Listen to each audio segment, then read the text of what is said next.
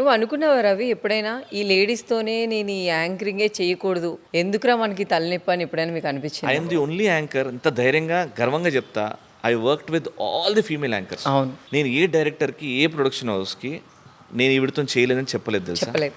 అవును, నేను చెప్పను కూడా. బయట వచ్చి రకరకాలుగా మాట్లాడినా ఒక ఛానల్ నుంచి ఇగో ఈ షో చేయాలి అంటే ఎవరండి యాంకర్ అనను నేను. కాన్సెప్ట్ ఏంటండి అని అంట. దాని తర్వాత చెప్తారు. కొన్ని సార్లు అయితే సెట్కి వెళ్ళిన తర్వాత ఫీమేల్ యాంకర్ కూడా ఉందండి అని చెప్పారు నాకు. ఓకే అండి, ఎవరు? ఓకే అమ్మా, ఇట్లా చేస్తున్నాం మనం కూడా అట్లే అనుకున్నాం.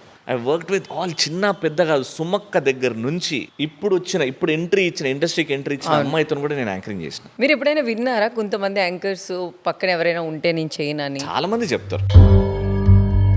ఇప్పుడున్న యాంకర్స్ వాళ్ళతోనైతే నేను చేయనండి.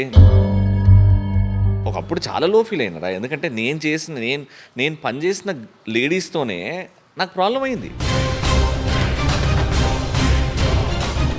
అరే ఎందుకు ఆలోచిస్తున్నారు? It was when you grew, I grew, ఎందుకు ఇంతగా ఆలోచిస్తున్నారు?